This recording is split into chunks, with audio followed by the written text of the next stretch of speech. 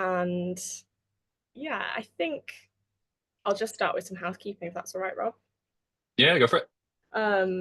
So we're gonna run this until 7 o'clock, by which point we'll all very much want to be outside with a cold beverage, probably. So we'll try and keep it to time. Rob and I are gonna talk at you for the first part of the session, and then that will include sort of going through a bit more about us, about Folding Rock, some details about the kind of work that we're looking for. Then we're going to go through the submissions process, and we'll share the form just to run through that as well. We'll take as many Q&As as we're able to in the time, and then at the end, we're going to talk about the themes that are coming up. So we'll be announcing issue 3's theme. So you'll be the first to know, because that won't be going out until tomorrow for everyone else. And then we will also talk actually about themes beyond that. So if you want to plan ahead as a writer, and I know that can sometimes be really helpful, then we'll give you a preview of what we've got coming up for the next 2 issues beyond that. So that's right up until April 2026. And yeah, and then also right at the end, we've got some signposting. We've got some links that we're going to put in the chat that might be useful to you. Yeah, so for anyone who's just joined while I was saying that, if you could just stay muted for the first part of the session, that would be great, so that everyone can hear. But if you want to have your camera on, that's great too. If you want to say hi in the chat, please do. We've had a few people saying hello already. And if you have a question, put it in the Q&A. There should be. Do we have a Q&A set up on this? I would hope so. I don't actually know if we do have one. In which case, just pop your questions in the chat, which might be Yeah, and we can collate them afterwards then and go through them one by one. and we'll try and answer them as we go. Yeah, we'll try and answer them as they go if they're related to what we're talking about at that point. So if you have like sort of questions as we go along, then yeah, just pop them in the chat. And then later on, if anyone has questions, they can raise their hand, and we'll go from there in the Q&A section. So Rob, if you want to start and talk a little bit more about the magazine, I will keep letting people in as they join us. Yeah, no problem at all. You will have to bear with me because honestly, my brain is absolutely fried from the heat today. So I'll try and keep my rambling to an absolute minimum, which I'm usually quite poor at. So yeah. Yeah, as Kathryn said, thank you so much for joining us, especially on such a warm day, and kind of wanting to know more about the magazine and submit to us, as we go into issue 3 now, but obviously issue 4 and beyond as well. I'm Robert Harries. I'm the editorial director of fiction and the co-founder of Folding Rock magazine with Kathryn. And I'm just going to start by giving you a bit of just background about the magazine and us as people as well. I think between us, we've got, Kathryn, correct me if I'm wrong, about 15 years worth of experience in publishing. We both started off in the Welsh indie based in Cardigan, Parthian Books. Me a little bit before Kathryn, like we never kind of crossed paths when we were there. We both worked there for a number of years each. Before then, we both kind of, I think, did the obvious thing, sadly, for the current of Welsh publishing scene as it currently is. We both left the country to kind of sort of forge ahead our careers elsewhere. I went to, like most people do, London, and for the last 10 years, I've worked in and around the London publishing industry, both in-house and as a freelancer as well. Whereas Kathryn went to New Writing North, was it Kathryn straight away? And between us then, we've both worked across a breadth of, predominantly editorial, but, I've worked in design and stuff like that as well. Whereas Kathryn obviously is a published author with Callum Books, and is, a podcast content producer, etc. as well. Myself, I've edited Joshua Jones, probably the most recent well-known one, but I've also edited people like Max Boyce, Stevie Davis, all the way through with a magazine to Sophie McIntosh, Joe Dunthorne, Emma Glass, Anthony Shapland, more contemporary literary voices like that. Um, with regards to the magazine, we are funded by the Books Council of Wales for an initial 4 years, which equates to, I think, about 10, 11 issues. As a result of, unfortunately, two really long-standing, kind of bedrocks of the Welsh writing and publishing scene lost their funding, sadly, last year. So out of that kind of, bittersweet kind of environment, we've kind of really wanted to set up Folding Rock, because we both wanted to do a literary kind of project for some time, but as is often the case, money is what dictates whether these things can get across the kind of starting line even. So we had this opportunity come up to win some funding, and from that, we really wanted to create kind of the eminent platform for all the writers connected to Wales in some way, whether that be by birth or otherwise. Essentially, we want to be kind of like a grant or a stinging fly for Wales, and we publish 3 times a year, March, July, and November, and that will be the case hopefully for many, many years to come. Um, yeah, magazines, I think literary magazines are an important part of any country's, literary ecosystem. Giving especially new writers opportunities, for their initial series of credits or publications. But we also wanted to, I think, provide, as fair as possible level playing field where, all the submissions are read anonymously, to remove as much bias as possible. First time writers who are being published for the first time are being paid fairly and the same amount as, and have their work alongside, more eminent names. So that's really the crux of what we've set out to do fundamentally. We want to kind of be that stinging fly or that grant for Wales, the kind of predominant platform that people first go to when they're trying to build a writing career, whether that means, they succeed in Wales, or hopefully, as we're planning, our ambitions are that everyone who kind of finds themselves within our pages, it's the first step towards getting more well known outside of the country. With our first issue, we had, I think, 2 or 3 unpublished writers in there, and already we've had interest from agents who've read their piece and are kind of curious about, London literary agencies I'm talking about here as well, people who are interested in the unpublished writers that we had in that first issue. And that to us is kind of what we want to be indicative going forward of the people who we publish. So yeah, have I omitted anything incredibly obvious, Kathryn, or is that a good enough rambly start? No, I don't think so. Yeah, it's been like, I think, as Rob has, I think, demonstrated, it's been quite a whirlwind first year for us.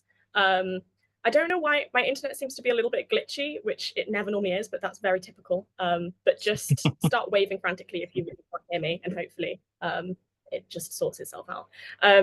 But yeah, so it's issue 2 comes out next Thursday, so it's really quite still early days for us, but this is something that we've been thinking about and wanting to do for much, much longer than that. And for those of you who have already submitted to us, thank you, because we've had brilliant work already sent in for issues 1 and 2. We're really, really excited to see what happens for issue 3 and beyond. And I guess to sort of just run over a few of the nuts and bolts of what we do as a magazine, we publish fiction and creative non-fiction. So Rob takes care of the fiction side of things. I take care of the non-fiction, which also includes our review essays. So we sometimes do coverage, critical coverage, still very much creative writing, but we talk about contemporary Welsh literature as well. And then occasionally we commission interviews. The first one of those is going to be in issue 2. And we also have, you might have already seen, online content. So selected pieces from the print issues will go up online, and also some online features as well. So exclusive pieces that have been commissioned specifically for online, as well as book reviews, which is something we're hoping to do more and more of, but that is, as with everything, funding dependent. We're working on that. But that's something that we think is really important. And yeah, we also are keen to do as many events as possible. You might have seen us popping up in various places already. If you've been to one of our events, thank you very much. We've had a great time over the last few months meeting loads of readers and writers. And we've got more in the pipeline as well for that. So what we're trying to very much do as well as publish as many great writers as we can, established and brand new, and everything in between. We're also trying to create, I think, a community around the magazine that can be excited about writing and excited about Welsh literature. Yeah, that feels like our sort of what's kind of at the core of the wider activity that we're doing. So I thought we would start by just diving into how our submissions work. I'm just seeing that people had trouble joining. Rob, do you think you could just check on our, hopefully because all of you are here, that people managed to find it in the end, but I know sometimes Eventbrite can be a bit of a trouble. But yeah, I will carry on chatting, and Rob, if you could just double check that we don't have any like frantic emails of people needing the link, and we can just pop it straight to. Certainly. So yeah, we'll just run through quickly how submissions work. You might already know if you've submitted to us before, but we have updated our process a little bit, and we're keen to sort of keep evolving as we go. If we get feedback from writers on particular things that they want to see about our process, then we want to hear it. So if you go to, I'm going to share my screen for this bit. Thanks everyone who have messaged about the links. And sorry that it took you a while to join. Oh, that's such a shame. How annoying. Yeah. How do Eventbrite even have our Zoho thing? How weird. I have no idea. I have no idea. Very strange. Really, yeah. Hopefully people find their way to us. Yeah. And as Kathryn said, this has been recorded as well, so it'll be disseminated in full afterwards. Yeah, we'll share it with everyone. You won't miss anything. But yeah, I'm going to share my screen quickly now. And we can dive in. So hopefully everyone can see. Actually, we'll go for this one. Okay, can everyone see that?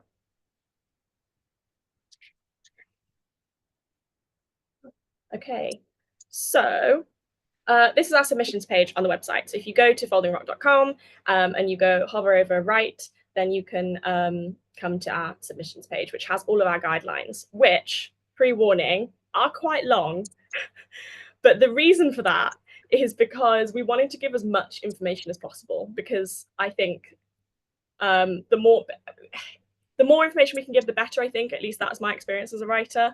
And we want to be as transparent as possible. So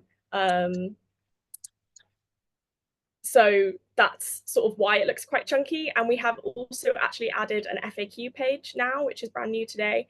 And we'll be adding to that potentially after some of the questions in the Q&A session today. But we will be adding details to that.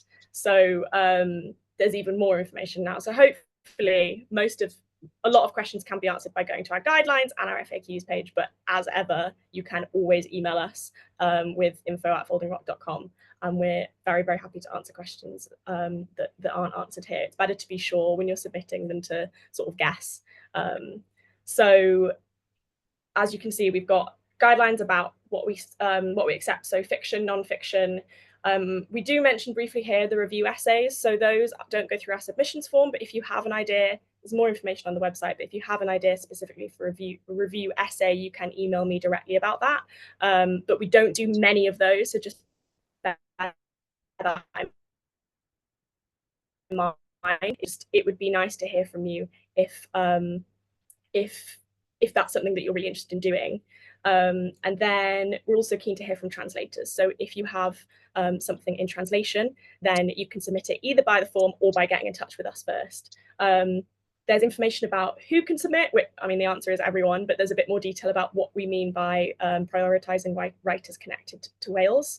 As you might have noticed, our strapline is new writing from Wales and beyond. So it's not a hard and fast rule, and sometimes we will obviously publish writers who aren't Welsh or from Wales, but inevitably we do want to prioritise that because the majority of literary magazines in the UK and beyond won't prioritise Welsh writers. So that's kind of what our role that we're playing. So we've also got here issue themes. So here's a little sneak preview actually, but we'll talk about that a little bit more at the end. And then how to submit. So the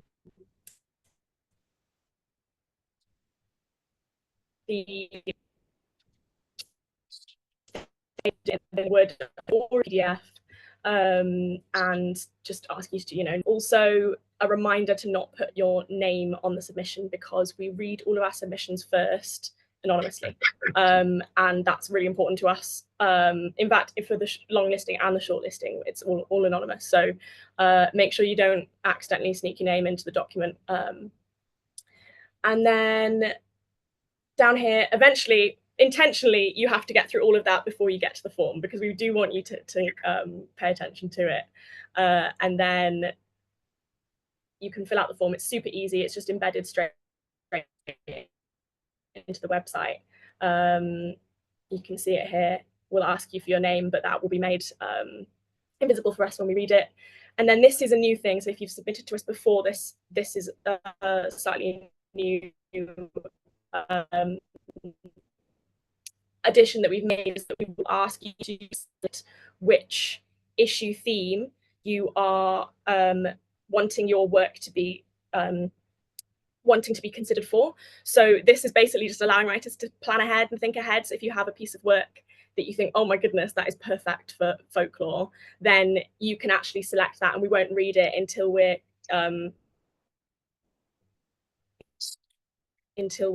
considering work for that issue in the future. So those are, it just means that if you want to be considered for that issue, you have to submit by that date. We'll talk a little bit more about themes in a bit because I think there's going to be some questions around that. I'm sorry if it's cutting out. I'm tempted to, well, I don't know.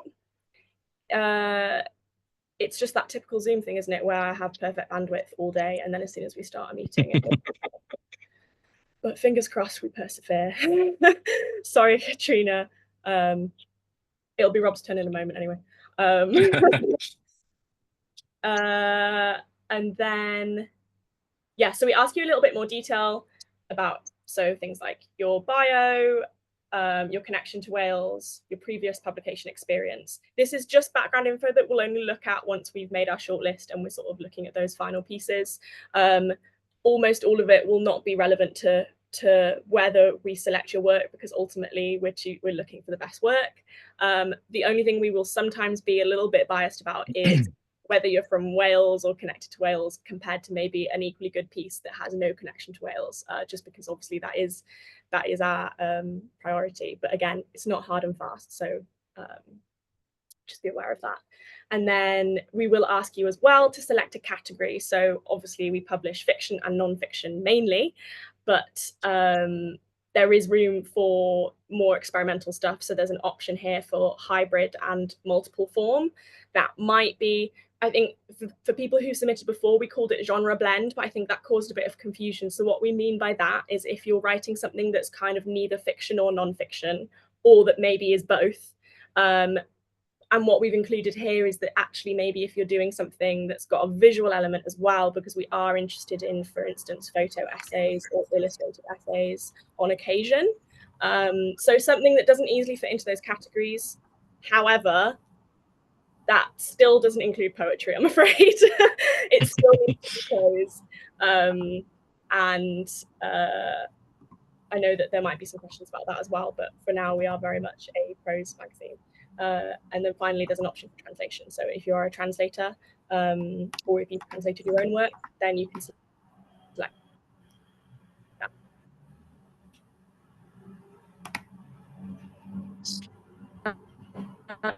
Yeah. After that, there are some monitoring questions, which are not compulsory for us when it comes to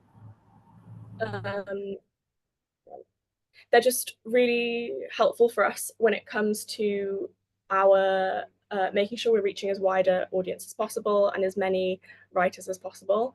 And then also for us to contact you. So at the end of the submissions process, that's when we'll be able to see people's contact details, and that's when we'll get back in touch with everyone. Once you submit, there will be a confirmation page, but you won't get an email. So if there's a reason why you think it might not have gone through, but if you see that confirmation page, it has gone through, promise. But if there's any reason why you think you're not sure, then just send us an email and we can just double check that it has come through for you.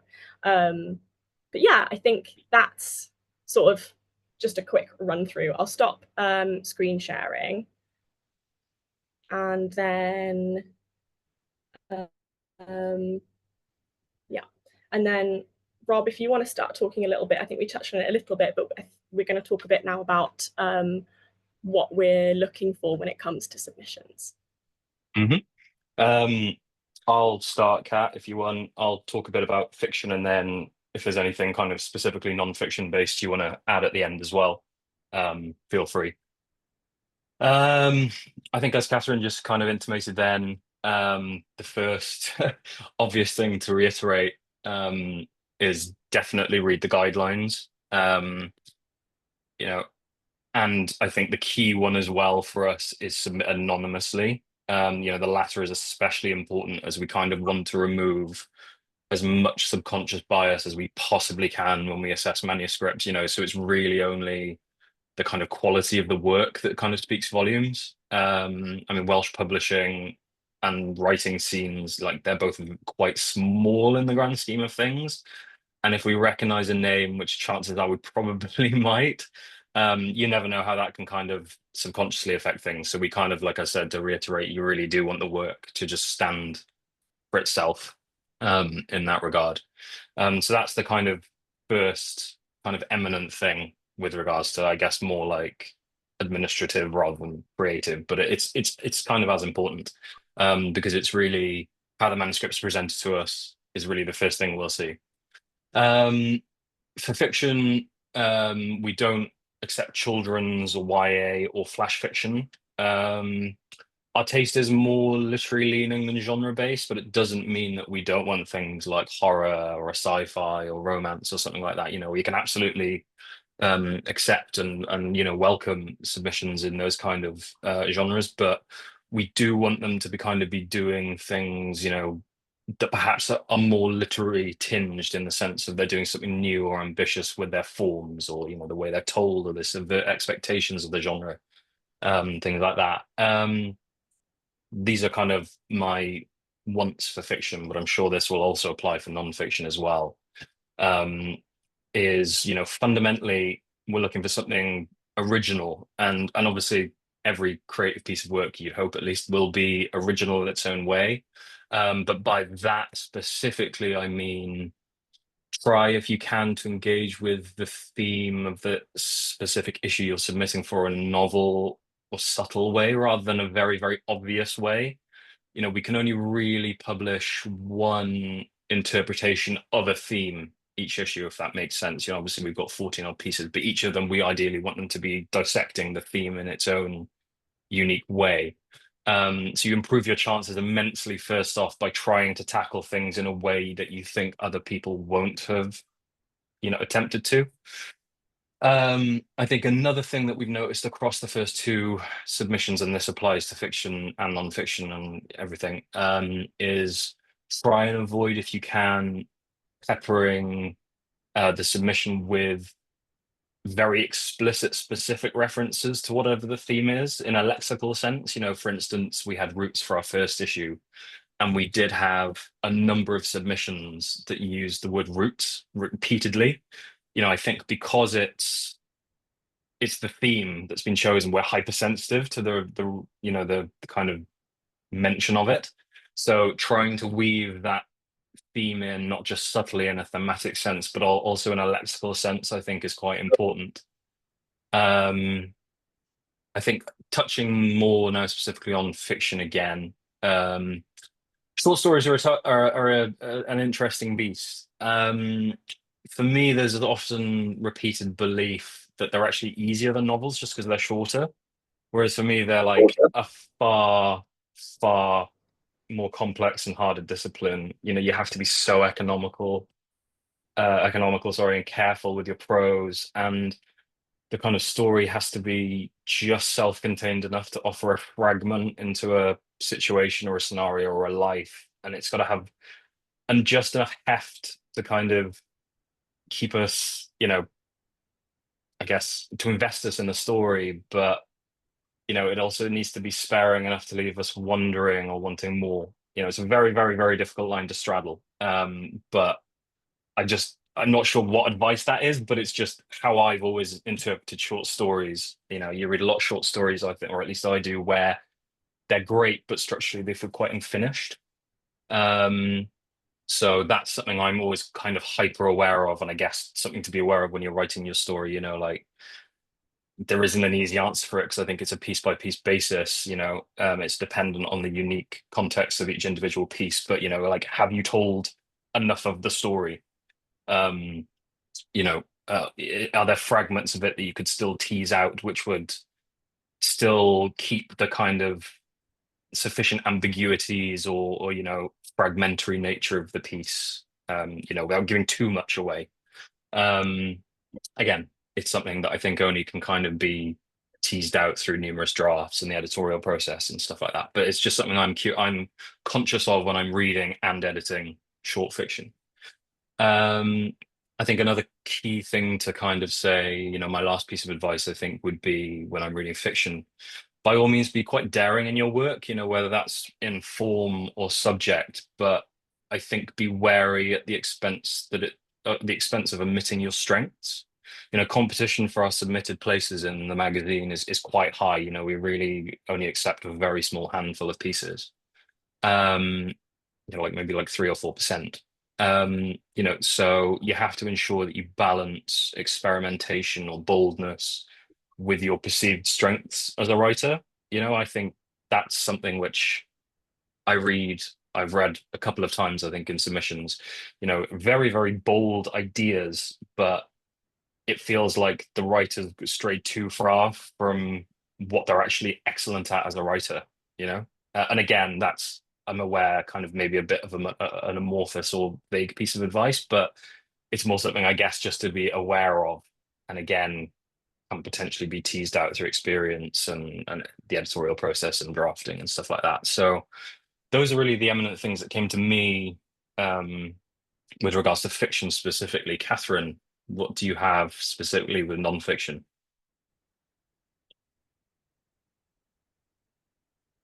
Oh, Yeah, yeah. so I think something that comes up. Oh, yeah, we're okay. Ugh, it's just the technology is against us. Thing. It's because we're meant to be in the garden. So the thing that comes up quite regularly, I think, with nonfiction, is, well, first and foremost, is we're very much looking for creative nonfiction. And so when I talk about essays, I think this is obvious to most of you, but I'm not talking about academic essays, or maybe anything that might be written at the kind of essays that we wrote at school and that had arguments and pros and cons and that kind of thing. What I'm interested in is essays that still very much have a story to them. So narrative nonfiction is probably a familiar term for a lot of people.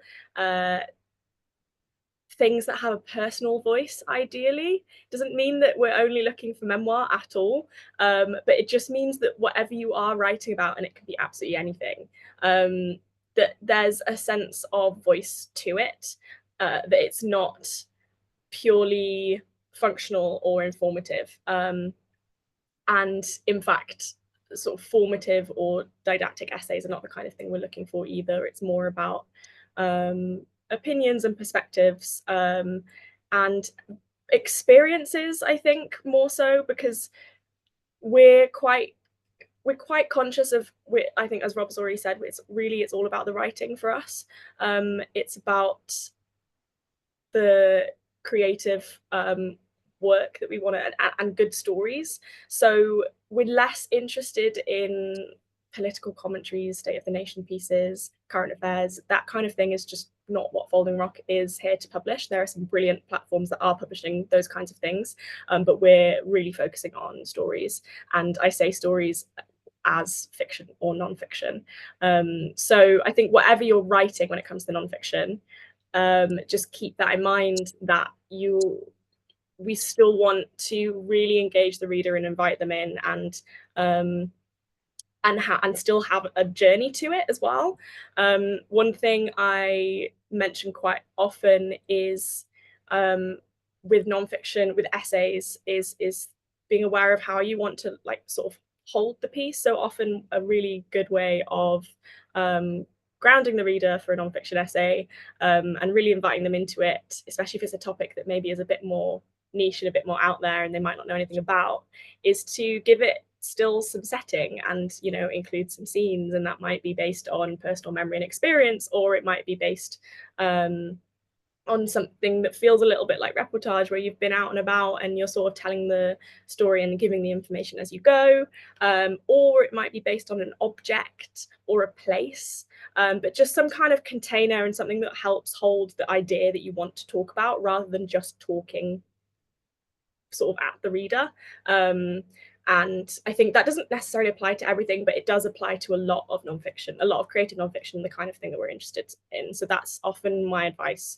But yeah, when it comes to, I think, Rob, I think you've covered quite a lot of it. I think it applies to both fiction and nonfiction. Like, we're interested in formally experimental stuff, as long as, you know, what you do is intentional and you have a reason for doing it. When both Rob and I are editing, so many of our edits will just be a question of sort of, you know, if you can answer the question, if often my question will be sort of why this line, or why have you done this way. If you can answer it, then that's fine, you can keep it. So just really making sure that you know exactly why you're doing something, or why you're writing something in a certain way, or why you're using a specific tone. And when it comes to nonfiction, what I really want is to know that that's your tone and not a tone that you feel you should be giving. So I think sometimes we see pieces where people have read lots of a certain kind of genre, and there's, I think, a sense of how they feel it should sound, and then you can tell that it's not necessarily as natural and personal a tone to them. So yeah, those are some sweeping things. And then something as well I always say is, please be your own editor, because before you submit to us, you really want to be going over that piece of work with a critical, like properly critical eye. And it, you know, this is where having writing friends is brilliant, or even just friends who are willing to be honest with you about your work. Share it with other people if you're not sure, but, you know, you can save yourself and us heartbreak, because also doing rejections is like literally the worst part of the job. We hate doing it. And if you could have just sort of done another once over and just been a bit more critical with your own piece and thought, you know, what is this doing? What is it achieving? Does it feel complete? Have I messed up, even just on a sentence level? You know, that's the kind of thing we can fix, but it does also impact our reading experience as well when we're reading it, and when we're reading lots of different submissions. So yeah, just really, really be your own editor. Try and be critical. If you can give yourself enough time to step away from the piece and come back to it a few days, preferably even weeks later, that will really help. But I also know that it's not always the case. It's not always easy. And I, as a writer, often end up submitting stuff at the very last minute. So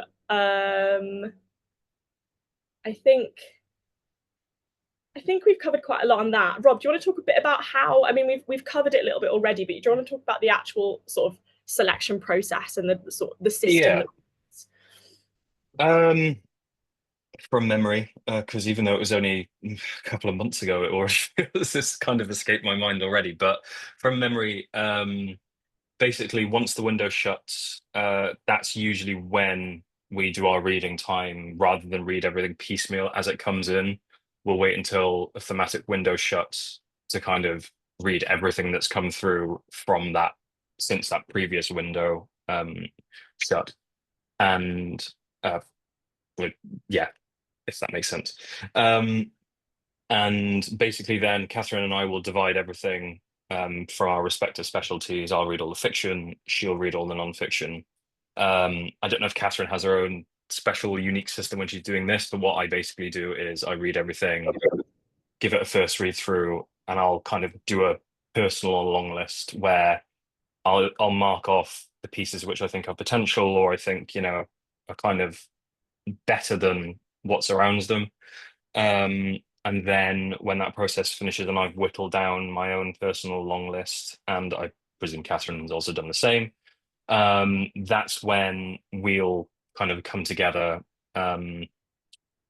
ourselves, and we'll have kind of a collection of, I think it's usually, sort of 4 to 8 pieces each, but that's kind of just randomly from, I think, memory of the last issue.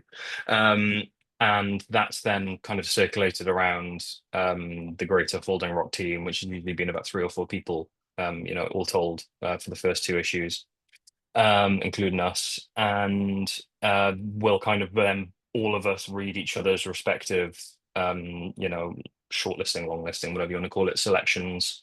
And then really then Kathryn and I will make our own then respective decisions based on our own feelings about the works and what other people have kind of said, ensuring that they're all unique, there's no thematic crossover, etc.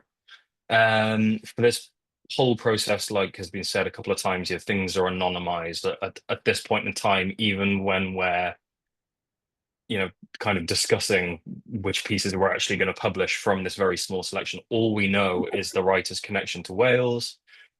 We owe that's the only piece of information we really have. Like we only learn your name, your experience level, after we've decided on the final pieces that we're choosing.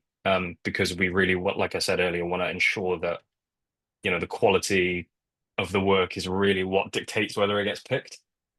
Um, I think other thing to note is, ultimately we're a Welsh magazine that has a primary ethos to platform the very best Welsh writing in English first and foremost. So the only time a submitter's self-described connection to Wales would come into play is when it's neck and neck with another piece, maybe with a very similar theme, but they've got, a very, very tenuous or no connection to Wales at all, which has come through a couple of times. People have been very honest and said, we have no connection to Wales, but we might fit in the beyond category of your subtitle. That's the only time where we'd consider something beyond the quality of the work, in our editorial decision. But that's the crux of the submission window process. Kathryn, am I missing anything incredibly obvious again? I don't think so. So yeah, I mean, we want to be as transparent as possible about how we do it. So if you have any, like, we'll get onto the Q&A in a bit, but if you have any particular questions about that, then do please ask. And we are sort of gradually growing our team, and we're conscious that we don't want Folding Rock to be just Rob and I. And we also are quite conscious about making sure that we publish a real range of stuff, and sometimes we're really surprised ourselves by what comes through and what we really love. Like some of my favorite pieces in issue 2 that's just about to come out are not things that I would have anticipated would be my favorite pieces, but they're just fantastic. And so ultimately, again, it just all really comes down to the quality of the work and how sort of realized that piece feels and how complete it feels and how sort of mature the writing voice feels. Yeah, and so I thought so I'll talk a little bit about what happens next. So we've done that. We've sort of long listed and shortlisted. We will bring in other eyes, and oh yeah, like I said, we are sort of slightly growing our team a little bit as well when it comes to our commissioning and submissions. So not sure if we mentioned earlier, but we mentioned that we publish both the established and emerging writers. Some established writers come through our submissions process, and some of them are commissioned. So we approach writers that we really want to work with or who we think would mainly it's writers who we know will particularly suit the theme that we're looking at. So that's the mix there. We do hope that eventually we will sort of move more towards having slightly more of the unsolicited work. But as we establish ourselves as a magazine, it's really helpful to have established writers to help us do that. And it's also really important to see those established names alongside newer names.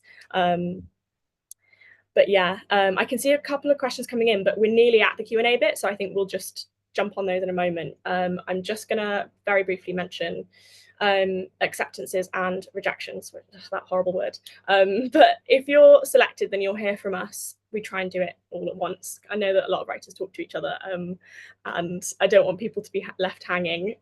So we try and let everyone know at once when we've decided on our selection for that issue. And we'll straight away, we will give you a timeline of how it's going to work. We'll give you a contract to read over.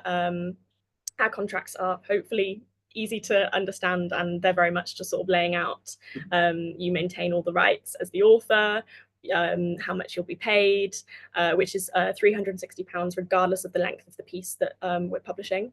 And then also just if it gets published in the future elsewhere, we ask you to attribute Folding Rock as the first publisher of it, but that you still very much have the rights to the piece.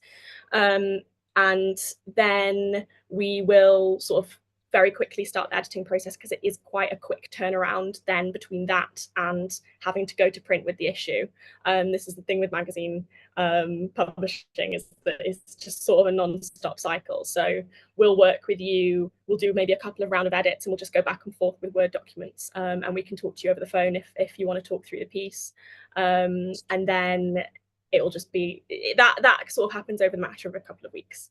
When it comes to then the pieces that we aren't accepting for that issue, we'll try and let everyone know as soon as we possibly can. And again, we try and do it all in one go, but we send everyone individual emails, so it takes a little bit of time to get through them all. And it's really important to us that we get back to everyone. So whilst it might take a while, especially if you've submitted to a theme that's quite far away, we will eventually get back to you. That's our, you will hear from us. It just might take a while, and it just slightly depends on when you submitted it and sort of where we are in our cycle. And we will let you know if you were longlisted or shortlisted, because I know that's really helpful. And it also kind of gives you something if you want to put it on a CV, or it's not a public list that we make, but I think it's encouraging to know that you were sort of at a certain level of the selection process. We wish we could give feedback, but between Rob and I, we just can't, and we hate that we can't, but it's just not possible. But again, I kind of will reiterate, it's so important to ask your friends, especially if you have writing friends, for their thoughts and feedback on your work, because peer editing is also really, really great and really useful, or even just sort of a sense of, as a reader, what the experience is with your piece. So if we're getting back to you and we're saying we really, really liked it, but it wasn't right for this issue maybe, or we really liked it but it just wasn't quite there, what I would probably say is don't straight away submit it to loads of other places. Look at it again, see if there's anything else you can do. It might be that you, by that point, a few weeks later or a few months later, you have fresh eyes. And if you do multiple submissions, which you're very welcome to do, just please let us know as soon as it gets accepted elsewhere. And yeah, I think that covers most of it when it comes to, like I said, we hate that part of the process, we really do. And I'm a writer as well, and at least I know that the worst thing is not hearing at all. So that is something that, like I said, we will always promise to get back to you. But yeah, we're sorry that we can't always give feedback. And sometimes we'll say, please submit again. And when we say that, we really mean it. We only have such a small amount of spaces in our print magazine that we can fill.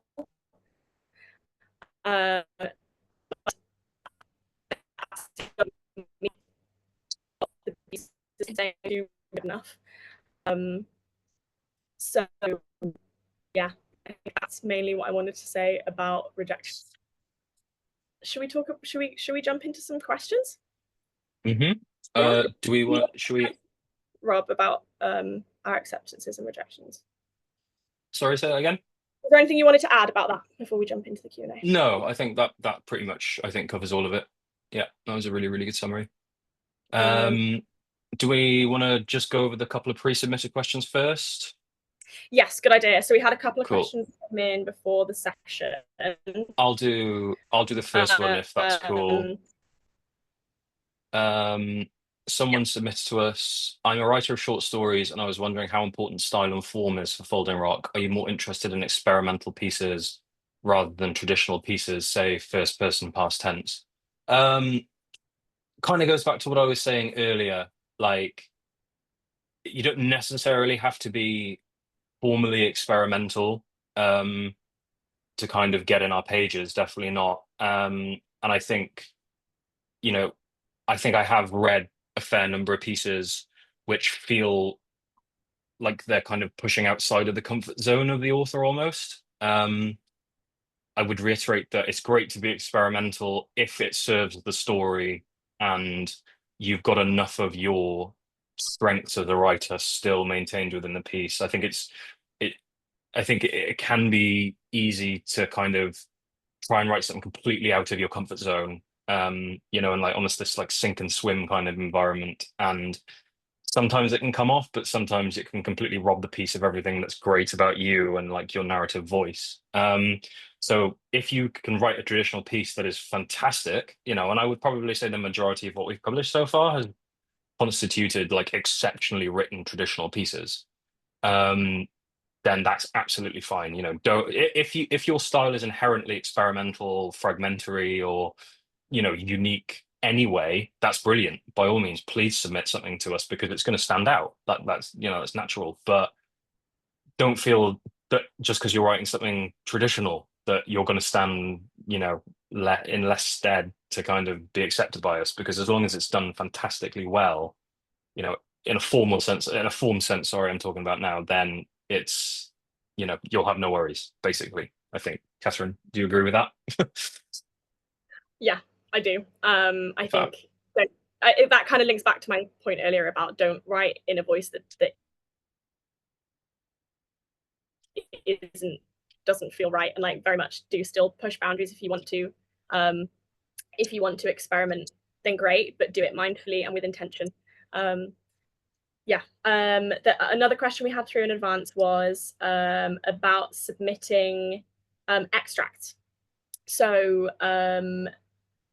the question was, if I was to be successful publishing the extract with you and then found a publisher for the whole manuscript, how would that affect my ownership of the material? So I actually kind of covered this just now, but it's basically as long as we publish new writing. So as long as what we publish has never been published anywhere else before in English, and I say that because sometimes if we publish work in translation, it might have been published elsewhere in its original language first.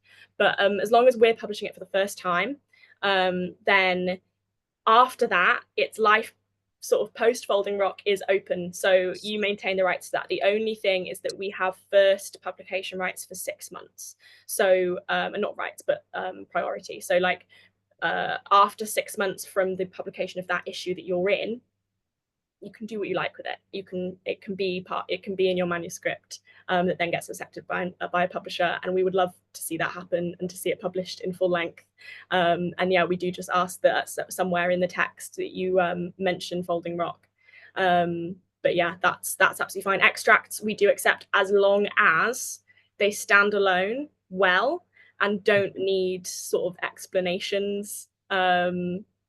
We don't want them to feel like extracts necessarily for the reader. They have to really be working on their own, so that you don't get a sense that anything's missing.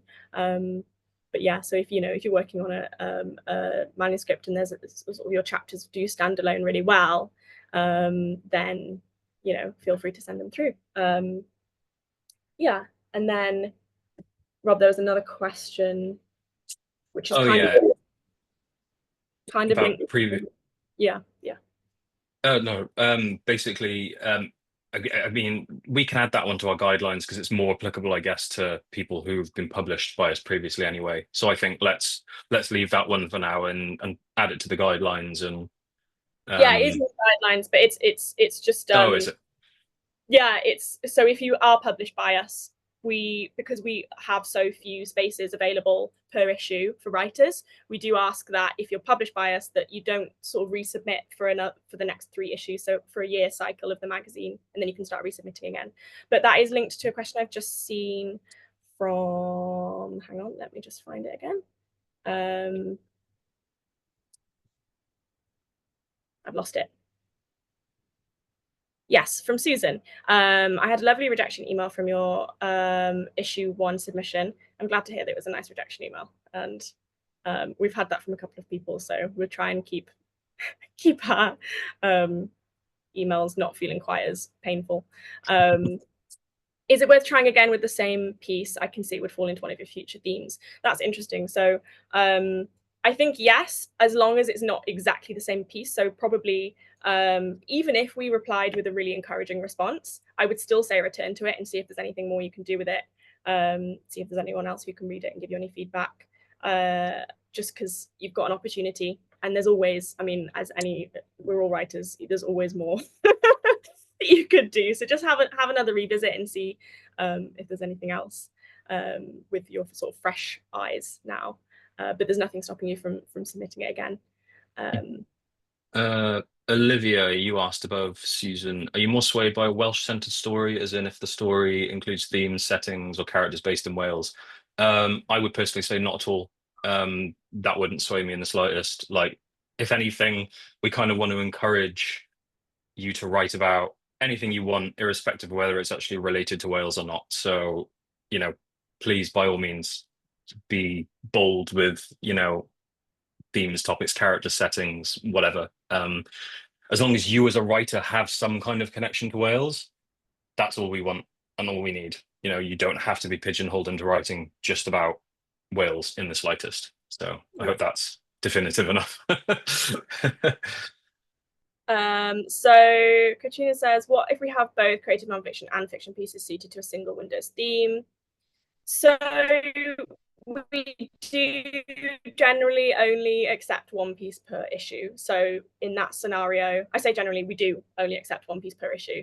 So I would just pick your strongest piece, the piece you are most proud of, and submit that. Because we do our first reads sort of separately, and it is, I think it's fairer, because otherwise you might have someone who has 2 very different nonfiction pieces that they might want to submit both to, and so it's no different to that really. So yeah, I'm afraid you'll just have to pick one.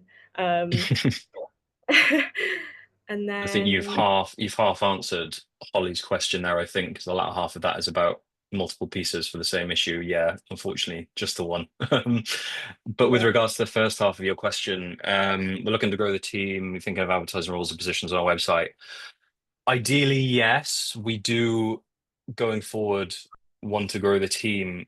The only thing that's kind of currently stopping us, I think, from going any further than that is we don't want to be another one of these entities that's relying upon paying people nothing at all with unpaid internships and all that. Like, we ideally want everyone who works for us or is with us in whatever capacity to be fairly recompensed for their time. And until we can reach that point, it's not something we want to basically ethically do, because it's just not fair on anyone involved.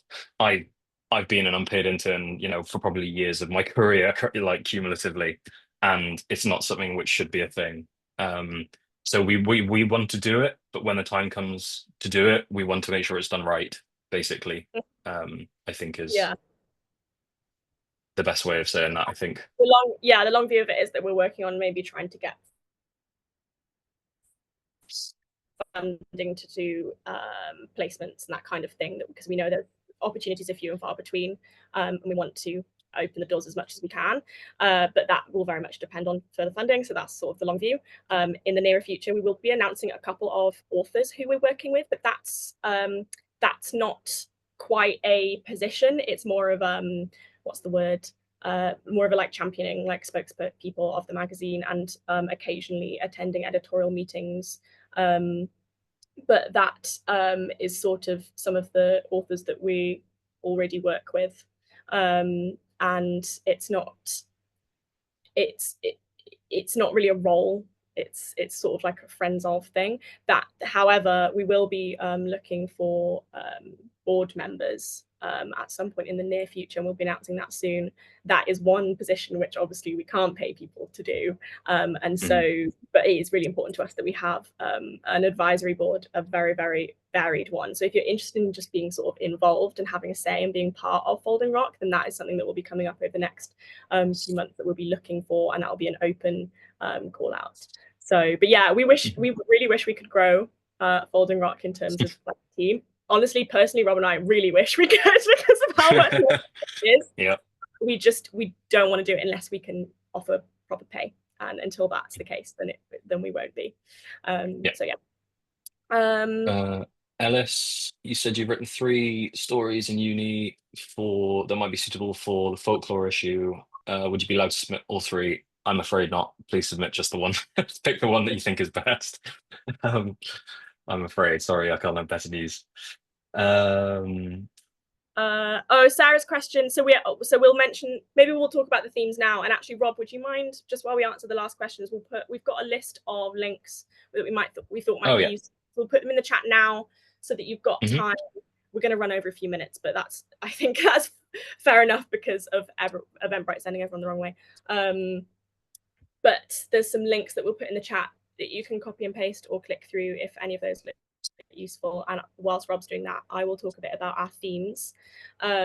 So the theme that will be announced tomorrow, which you get first dibs on, is music. So we don't have a name yet for the actual issue. That will sort of come from the writing that we start to see, but any kind of music, however you want to interpret that. And as we were saying earlier, and for those of you who might have missed the beginning part, when it comes to themes, we really are looking at them as a springboard and not as a limitation.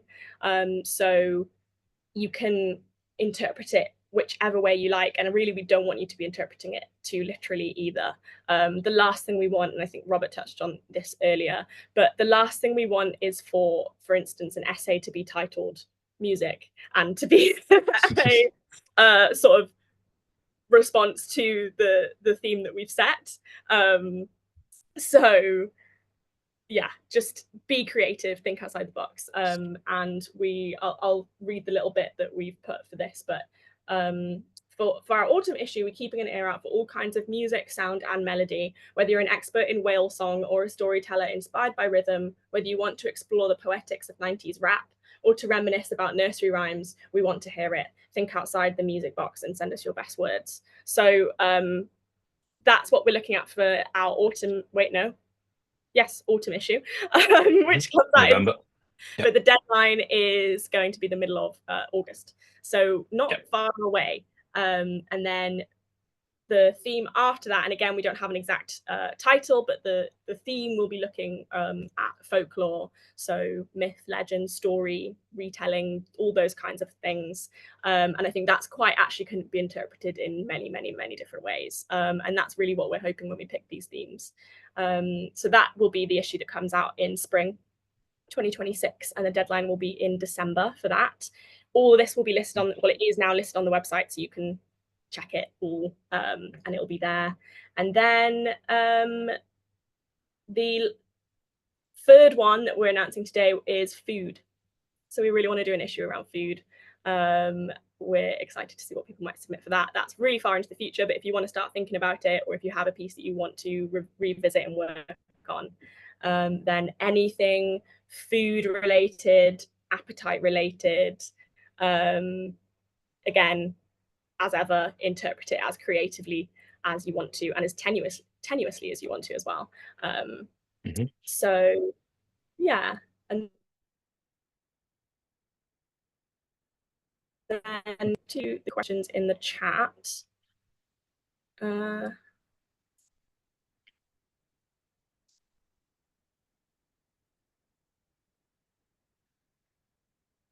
think Ali Joes is next. Do we accept lyric essays? Do we accept lyric essays, Lyric Kathryn? essays. Actually, Lyric essays. Could you tell me, Ali, what you mean by lyric essays? You unmute yourself.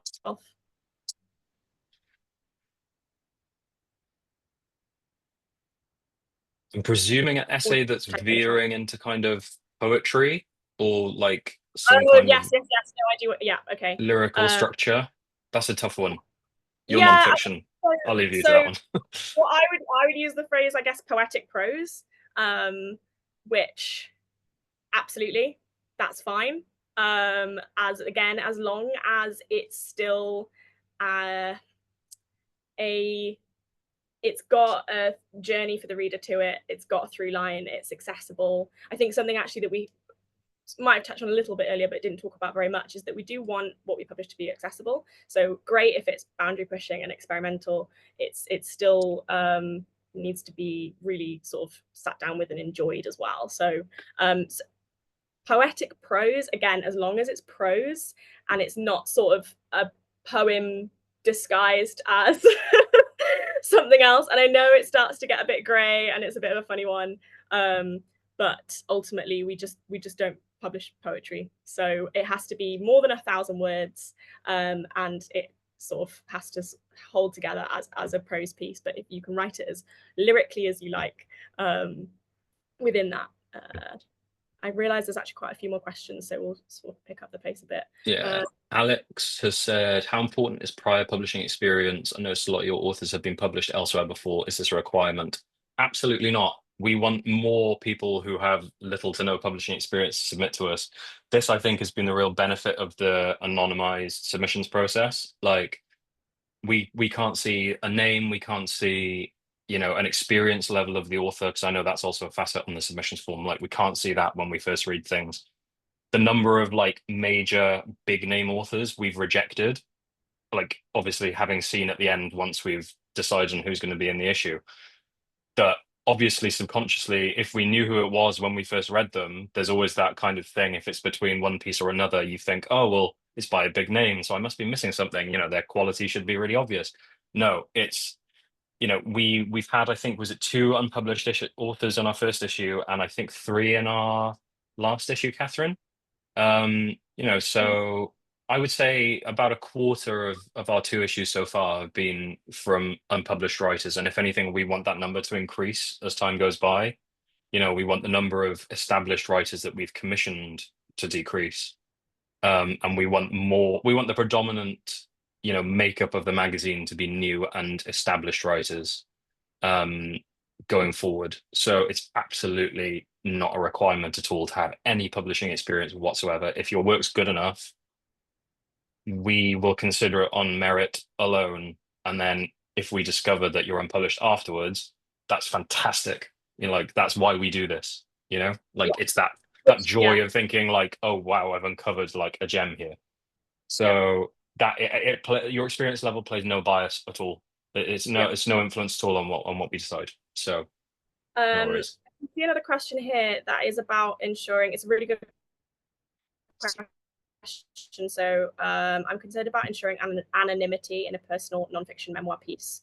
Any tips or advice on how to sustain anonymity without suffocating voice and perspective? That is a really good question, because I am aware that when it comes to creative nonfiction, our stance about anonymity can sometimes be a bit muddied.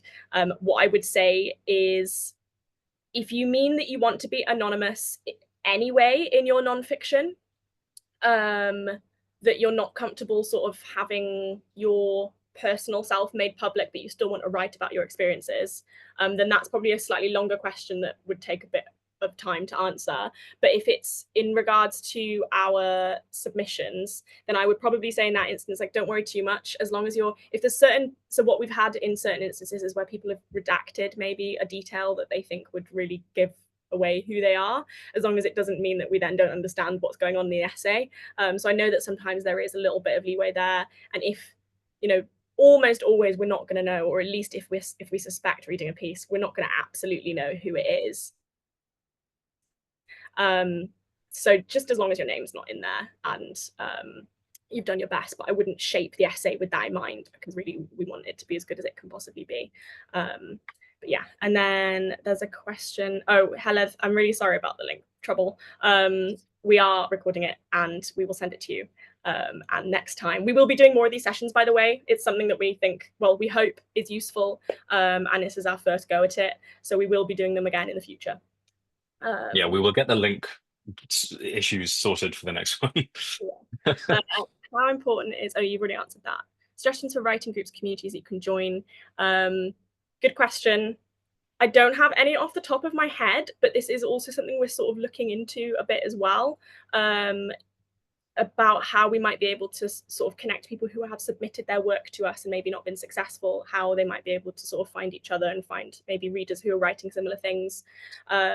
So we'll get back to you on that, but when it comes to Folding Rock. But other than that, if anyone in the chat has any suggestions, then please suggest them. If you're part of a writing group or you're part of a Facebook group or a critique group that can help Ellis, then please suggest them below.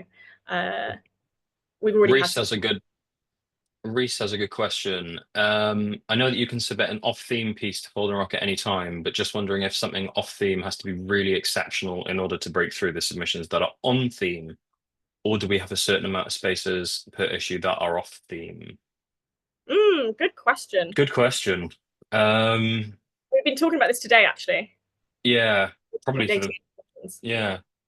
probably engaging with it properly for the first time today, really. So, I mean, what we were saying earlier was that we don't want to stop people from submitting a piece of work that's like absolutely brilliant, and that we might not have been able to read if it had been limited by the theme.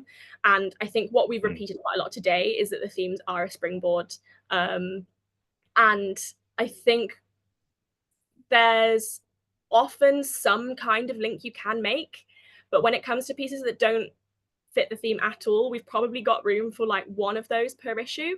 So again, like, it's not. And the other thing I would say as well is that if we read it and it's absolutely brilliant, we'll keep it on file. Like, we'll obviously, you can submit it to other places, but we will keep it in mind. It might be that it suits a future issue. And we've done that already with a couple of pieces that we've read. Well, this doesn't quite write for this issue, but actually this would suit a future issue really well. And another thing that happens is that we might read a few pieces. So the food issue has come out of us reading lots of really, really good food writing. And we thought, right, we will need to do a food issue. So, it's good to pay attention to the theme and to engage with it creatively. But it can be tenuous. And if it's a piece that you're really, really proud of and you want to send us anyway, then send it anyway. And we will ask you to sort of tell us which issue to consider it for. So you'll have to tick one of those. But like I said, we have an open mind when we're reading it. So that doesn't mean we're not considering it for the other issues as well. Katrina asks, I think I missed one. No. Katrina asks, how many writers do we commission per issue? From memory, with our first issue, it was nearly half.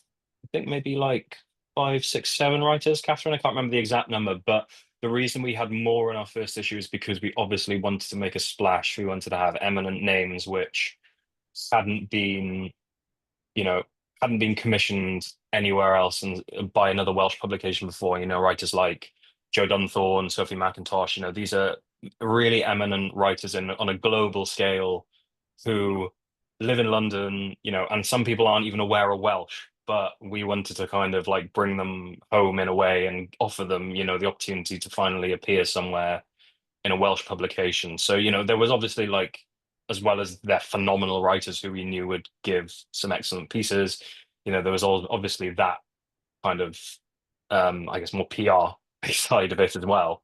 But that we're hoping that number's going to decrease as issues go by. And I think with issue 2, we had fewer. I think we had 3 or 4 commissions for this issue as well. And we're hoping that number is just going to keep dwindling as we get more and more window-based submissions because as I said earlier, we really want the bulk of the magazine to be made up of the new and establishing writers rather than the established ones.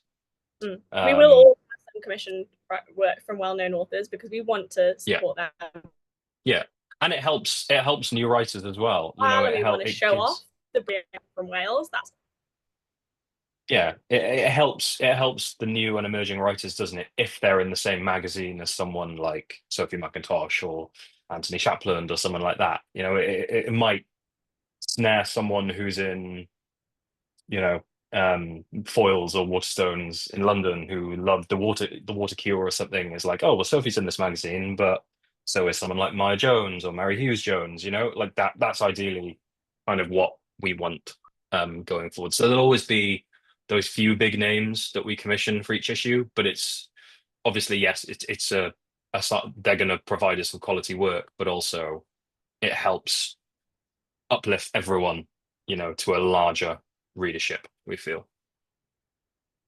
I think that's everything. I know that we've run over, and again, once again, apologies to everyone who had trouble with the Eventbrite link. We'll we'll make sure that doesn't happen next time.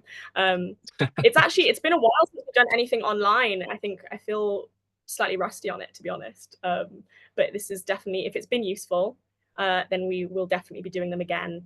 And we'll hopefully see you at one of our events in person if we're near you, and very much hope that we'll be reading your work. Yeah, so far, as we said at the very beginning, we've so enjoyed reading all the submissions for the first two issues, and we're really looking forward to issue 3 and what comes out of this theme. Definitely. So If yeah, you have if you have any questions today that we didn't manage to get to or you think of after we finish, if you just contact us via the info@foldingrock.com account, we'll get back to you ASAP. And also, I don't know if people saw it earlier in the series of links I sent through. For all the people who've attended today, you get 5% off any of our subscriptions, or not any of our subscriptions, I think the print, the member, and the digital subscriptions. So yeah, you get a nice complimentary 5% off if you're we'll that way inclined. we'll send So we'll send that code in an email as well. yeah, And yeah, someone asked to send those links, so we'll send an email out via to everyone that attended or who couldn't attend. And yeah, and we'll post the recording of this as well this week. So keep an eye yeah. for that. Last thing before we go, I'm also doing an event tomorrow evening online, which hopefully will go better technically than this one. And that's with the Society of Authors. So if you're around tomorrow evening, then that's with the lovely Julia Forster. And we're going to be talking about opportunities and about the sort of trials and tribulations of making money as a writer in Wales. So if you're interested in more sort of signposting and sort of beyond just the Folding Rock focused stuff, then come along to that. But yeah, thank you everyone for joining. It's been really nice to get some questions and enjoy the last of the evening sunshine. I'm probably going to go lie on a cold tiled floor for a little bit. Yeah, I'm gonna draw the curtains, definitely. I'm glad we finished because the sunlight's been like inching up my body as we've gone on. So we're just about to reach just before it reaches my face. Um, But yeah, okay. Thanks uh, everyone, and we'll see you next time. yeah, Bye. thanks so much all. Thanks for attending. Cheers. Bye. Cheers.